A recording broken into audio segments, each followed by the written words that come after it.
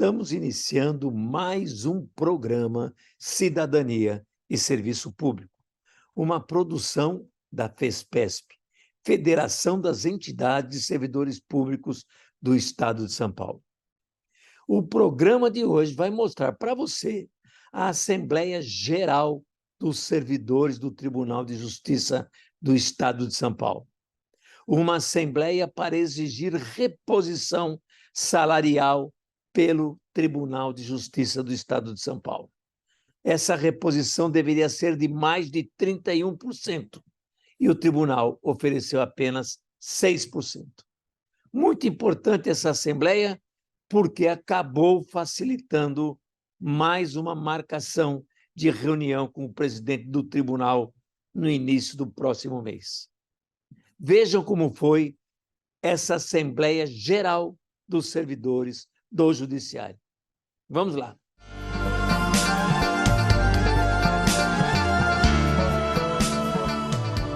Reposição!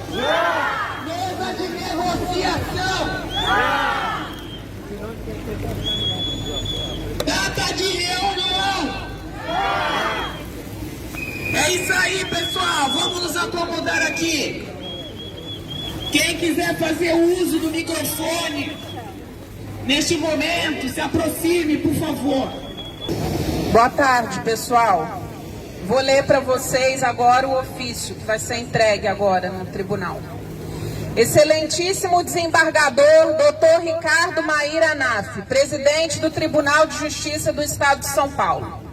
A Pública Central do Servidor, a FESPESP, Federação das Entidades de Servidores Públicos do Estado de São Paulo, juntamente com as entidades representativas dos e das trabalhadoras e trabalhadores do TJSP abaixo relacionadas, vem por meio do presente expor e requerer o que se segue.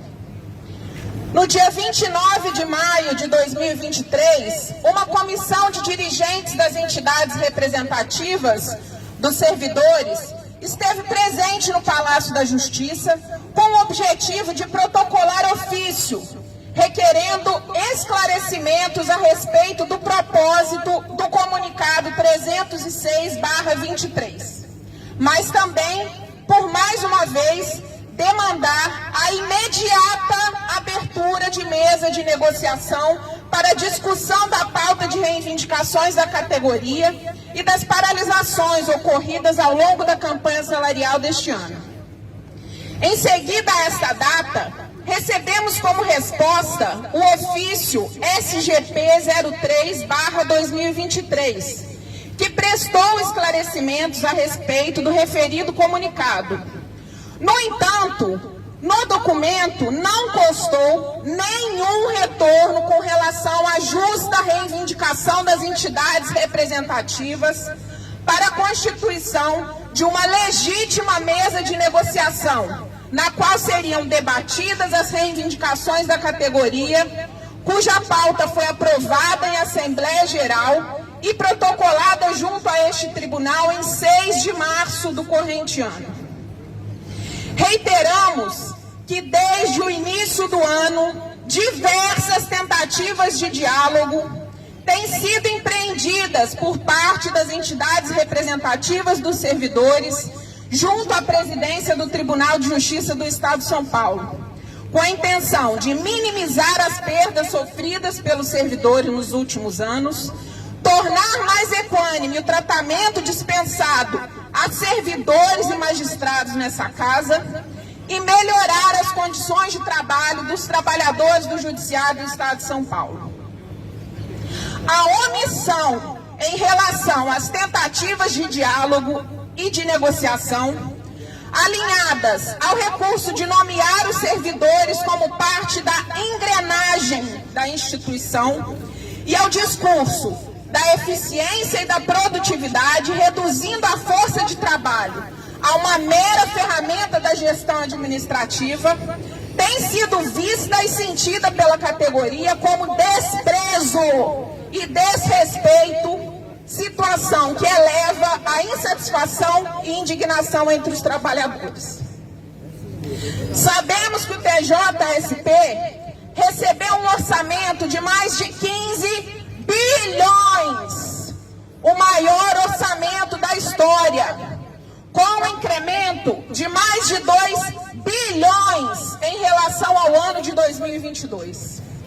Além disso, é de conhecimento que o Fundo Especial de Despesas acumula reservas vultuosas. Somado a isso, há estimativas de que a disseminação do trabalho remoto, conjuntamente com a alteração do horário de funcionamento dos fóruns, resultou em economia aproximada de 2,4 milhões por mês ao Tribunal de Justiça do Estado de São Paulo. Ao conjunto dos servidores e servidoras, parece incoerente que mesmo com o maior orçamento da história, somado à economia de gastos, a atual gestão do Tribunal de Justiça do Estado de São Paulo se negue a atender reivindicações da categoria e, principalmente, recuse qualquer possibilidade de diálogo efetivo com as entidades representativas. Vale ressaltar que, apesar da pauta de reivindicações da categoria priorizar itens de natureza econômica, há uma série de outros pontos que não necessariamente envolvem questões financeiras, os quais sequer foram considerados e dialogados com a finalidade de providenciar os necessários encaminhamentos. Assim, as organizações, ao final relacionadas, vêm novamente requerer agendamento urgente de reunião com a finalidade de abertura de mesa de negociação. O doutor Andressa está no Fórum João Mendes, está numa audiência, daqui a 20 minutos ele está aqui. Então, 2:10, ele vai nos receber, segundo informações da assessoria aqui dos policiais. Então, nós vamos estar aqui, não é? Nós vamos estar aqui dizendo que nós temos paciência suficiente, porque nós queremos garantir que o presidente do Tribunal de Justiça marque uma reunião com os representantes. E marque uma reunião para uma mesa de negociação. Na última vez que falamos sobre mesa de negociação, disseram que eles não sabem o que é essa mesa de negociação. Então, não, mas pode ser mentira. Nós aproveitamos e informamos. A mesa de negociação é assim. Vai ter que, fora o que nos deve agora, que ele vai ter que dizer como é que ele vai pagar, vai ter que discutir na mesa de negociação, ele pode fazer propostas. Também o orçamento do ano que vem vai ser encaminhado para a Assembleia Legislativa até o mês de agosto. Aliás, não é nem para a Assembleia, vai para o governador. E o governador corta quase 50%. Já é estranho, né? Porque o tribunal fala assim, vou inventar um valor. Preciso de 10 bilhões para poder passar o ano. O governador fala assim, 10? Vou te mandar só 6. E o tribunal passa o ano feliz da vida, porque não dá reposição salarial mesmo. Entendeu? E aí o governador fala, tá vendo? Eu podia até diminuir mais, não é? Mas ainda dei 6 bilhões. Então nós queremos mesa de negociação. Primeiro ponto é saber como é que o Tribunal Pleno vai encaminhar o orçamento para o governador. Depois nós vamos acompanhar numa mesa de negociação, junto com ele e junto com a Assembleia Legislativa, qual foi o valor que o governador encaminhou. Aí nós vamos discutir com a Assembleia Legislativa e com o presidente do tribunal como fazer para conseguir mais. Tá certo? Aí, quando conseguir mais e disser para o tribunal é X, aí é o mais importante. Nós queremos uma mesa de negociação para discutir a execução orçamentária. Para onde vai tantos bilhões? Como é que você vai dividir isso que está publicado? É verdade, mas publicar é fácil. tá certo? Nós queremos saber e ajudar a dividir esse dinheiro, não é? Porque eu ouvi de um governador o seguinte, quando eu reclamei, ele estava saindo do governo do estado, entrou só enquanto o outro foi candidato, que é o Márcio França. Falou assim para mim, Góes, isso é história. Dizer que não tem dinheiro é história. Ter dinheiro para os servidores é questão de vontade política, não é? Claro que se eu tenho que dar para alguém, eu tenho que tirar de outro. Então eu posso tirar, por exemplo, da compra de carros novos, eu posso tirar, por exemplo, de um aumento diferenciado para juízes. Então, dividir esse dinheiro melhor. É vontade política. Presidente, isso é mesa de negociação. Não é simples? Então, se eu não entendi, acho que agora entendeu. Não pertenço a nenhuma associação, falo por mim mesma e falo em nome daqueles colegas organizados na base, que têm carregado e ajudado na organização desses atos todos. Ano passado, a ANAF disse que não tinha dinheiro e nos deu reposição de 10%. Esse ano, com 2 bilhões a mais, nos deu essa miséria de 6%.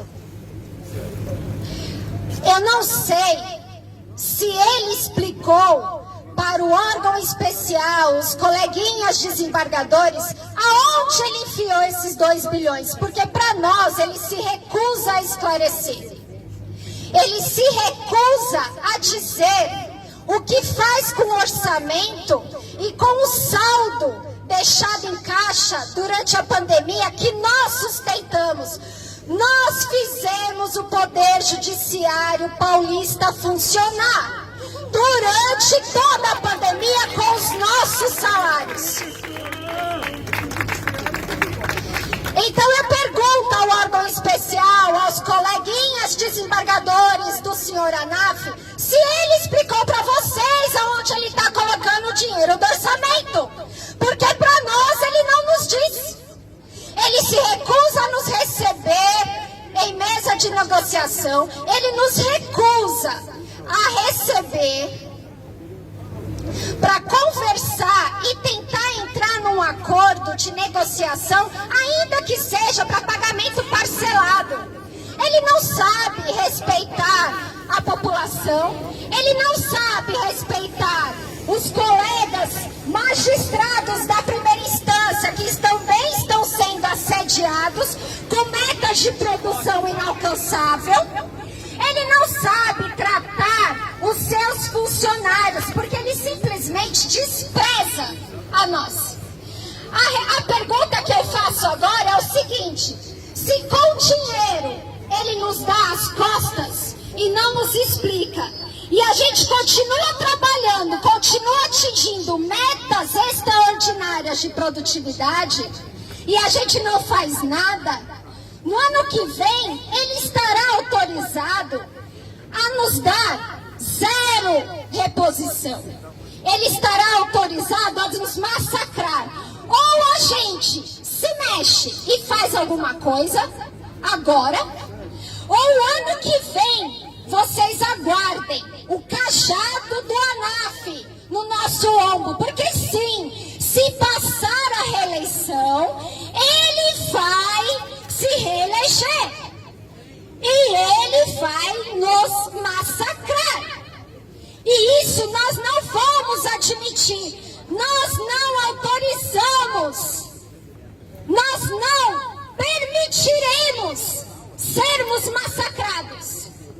Eu digo aqui agora, ANAF, ou você nos recebe e nos propõe uma mesa de negociação e coloca no bolso um pouquinho o seu autoritarismo, ou nós ficaremos dia e noite infernizando essa cúpula desse tribunal até que você nos receba, porque nós estamos cansados, nós estamos exaustos, adoecidos com essas metas inalcançáveis. Nós estamos cansados de sermos humilhados, de estar aqui pedindo migalhas, porque para o tribunal o nosso salário é migalha.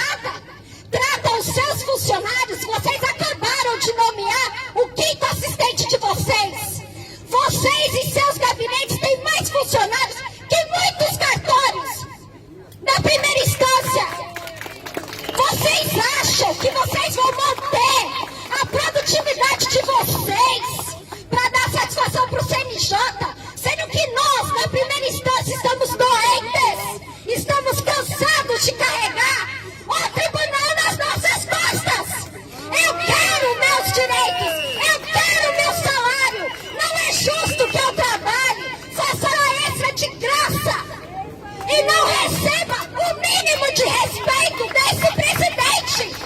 Você trate de nos respeitar. Quem você pensa que você é? Você trate de nos respeitar. Quero falar aqui para os colegas, mas principalmente para os magistrados. Eu espero que tenham ouvido com muito cuidado e muita atenção a fala da nossa brilhante colega Elisete que me precedeu. Espero que tenham escutado, porque a gente teve que escutar que a presidência ficou bastante incomodada com a reação virulenta da categoria depois de termos recebido tudo que a presidência nos concedeu. Os 6% e uma majoração de R$130 no auxílio saúde. Tudo isso que foi concedido, eu acredito pela indignação da presidência que eles acham que a gente deveria ser grato por esse reajuste que não cobre nem um terço das nossas perdas, no qual a gente tem mais de 30% de perda de defasagem da inflação. E eu quero dizer que não cabe nenhuma gratidão, porque é obrigação de quem faz a gestão gerir adequadamente, eticamente, porque não é para nós nenhum favor. Nós somos servidores públicos, nós servimos a população. Nós prestamos um serviço fundamental, que diz respeito a um direito fundamental, que é o acesso à justiça. Nós somos servidores públicos, atendemos a população e não somos servidores de magistrado X e de presidência Y. E quando uma gestão faz o que faz, ele está se comprometendo com a falta de qualidade, a falta de condições de atendimento à população na justiça. Porque estamos adoecendo, porque estamos endividados, porque estamos nos afastando, trabalhando sobrecarregados, com falta de profissionais, com falta de servidores. Essa é a realidade. E quando a gente fala da gestão do orçamento, que a desculpa é sempre essa, que não dá, que não tem, é muito interessante quando a gente escuta a resposta do porquê que os corpos dos juízes valem mais do que os nossos corpos. Por que que o auxílio saúde é brutalmente diferente? Por que que o corpo dos magistrados vale mais? Quando na hora de se alimentar, vocês sabem, né, que quando os magistrados, senhores magistrados, reivindicaram o direito de auxílio alimentação, reivindicaram um valor igual aos nossos servidores. E receberam facilmente, e ainda receberam 5 anos retroativos de auxílio alimentação. Não sei se todos os colegas sabem. Na hora de se alimentar, o corpo vale igual. Na hora de adoecer, que somos nós que adoecemos. Somos nós que não temos condições de cuidar da nossa saúde devido à sobrecarga. E nessa hora, nós valemos 10 vezes menos, 6 vezes menos. E a resposta é, porque os magistrados são em menores números, não faz tanta diferença o impacto no orçamento. Esse argumento é imoral. É imoral. Todos os nossos corpos, os corpos que estão aqui hoje têm dignidade. Tem direito de existir, de se alimentar, de se cuidar, de prestar um serviço público de qualidade. Sem essas condições, a gente não tem justiça nesse Estado, com esse orçamento, maior orçamento da história. Então a gente deixa esse recado aqui, que os corpos, que não são só os corpos ou a engrenagem judiciária, nós somos o corpo e a alma, e o nosso corpo e alma tem dignidade. E estamos aqui com dignidade. E como disse brilhantemente a nossa colega Elisete, nós vamos esperar a mesa de negociação já! O ponto básico da conversa é que durante a pandemia, o que a magistratura fez foi a farra em cima da verba do TJ. Farra para si. Há denúncias até da presidência convidando os magistrados a terem uma folha alternativa. Então, assim, eles têm direito à caixa 2. Então, é essa base de moralidade, é a mesma base de moralidade que, como primeiro ato, tentou roubar o reembolso de diligência dos oficiais de justiça. É a mesma base, porque todas as presidências elas são uniformemente nefastas para os funcionários ao longo dos anos, principalmente do período que nos separa de 2010 até o presente. Então, assim, O que a categoria precisa colocar para o TJ é que o reajuste salarial é nossa pauta mínima. O que a gente quer é a quebra da relação de dominação, como tendo um assento para os servidores no colegial, como que chama aí? No colégio especial, um assento dos servidores no debate de como vai ser utilizado o orçamento. Por quê? Eu quero chamar a atenção para o boletim especial número 14, que é o melhor documento histórico da nossa categoria sobre a análise de uma agenda que torna a nossa defasagem salarial um sintoma. A gente está lutando por um sintoma. Essa agenda, ela, em primeiro lugar, ela estabeleceu o roubo do nosso tempo de trabalho, porque quando roubaram o conluio da presidência com a Lespe pútrida da pandemia, a Lespe assassina da pandemia, a Lespe bandida da pandemia, porque todo o aparato do Estado se tornou bandido na pandemia, bandido contra a população, bandido contra o meio ambiente, bandido contra os povos originários, bandido contra os serviços públicos, bandido contra a posteridade, bandido contra os nossos filhos, contra o futuro de uma possibilidade de uma sociedade equânime, uma sociedade que não seja hipócrita, uma sociedade que não tenha o poder público que seja a representação do banditismo do colarinho branco. Porque sabe de uma coisa, gente?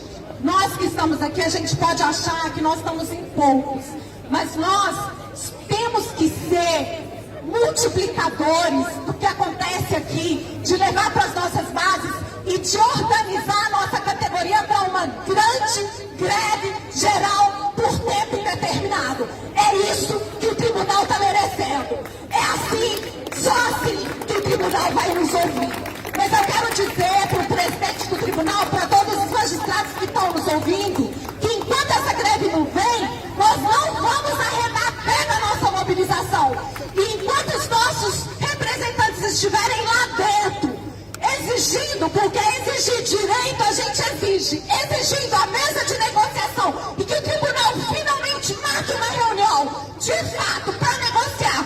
O Góes explicou aqui o que é mesa de negociação, mas sabe como que começa uma mesa de negociação? Com uma mesa redonda, de um lado o representante do tribunal e do outro lado o representante da nossa categoria, que tenha direito de falar, discutir e negociar e apresentar os nossos números. A gente não quer reunião onde o presidente fica no alto junto com os magistrados que falam o tempo que quer e depois se levanta e fala que já informou o que tinha para informar e não deixa os nossos representantes falarem. A gente não quer mais esse modelo. A gente quer negociação de fato, é um direito nosso que nós vamos exigir. E eu quero dizer, gente, aqui para nós que somos multiplicadores e vamos voltar para as nossas bases e falar isso para os nossos colegas, que o que aconteceu aqui na nossa última reunião dos representantes com o tribunal, onde protocolaram um ofício exigindo que se retirasse imediatamente aquele documento vergonhoso e assediador. Muitos colegas nossos chegaram, eu tenho certeza que chegou para muita gente que está aqui, para mim inclusive, mas eu não vi isso como uma vitória, porque lá está falando que vai descontar os dias parados. Gente, quando a gente paralisa, a gente sabe que tem desconto de dias parados. Todo mundo aqui sabe disso. Quando a gente entra numa greve, a gente sabe os riscos que correm. As greves são vitoriosas e elas são derrotadas. Felizmente, as nossas greves têm sido vitoriosas. E é por conta de todas elas, que hoje a gente tem mês de database, plano de cargos e salários, e mais um monte de coisa aí, mas todos os reajustes que a gente arrancou nessas greves, porque senão a nossa defasagem salarial seria pior ainda. É muito bom que a gente lembre, tem muitos colegas aqui que nunca fizeram greve no TJ. E os que fizeram já esqueceram também, porque já faz 13 anos que a gente não faz uma greve. E está passando da hora da gente fazer de novo. Nós não vamos arredar pé daqui enquanto não for marcada uma reunião negociação. A gente quer sair de hoje aqui com uma data de mesa de negociação.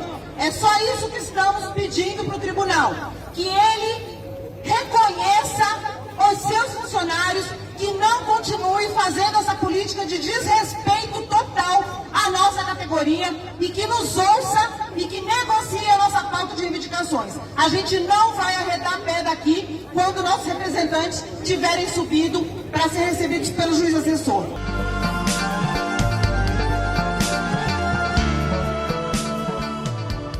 Chegamos ao fim de mais um programa Cidadania e Serviço Público. Um programa que vem informar para você sobre cidadania e serviço público, e que é uma produção da FESPESP, Federação das Entidades e Servidores Públicos do Estado de São Paulo. Até o nosso próximo programa.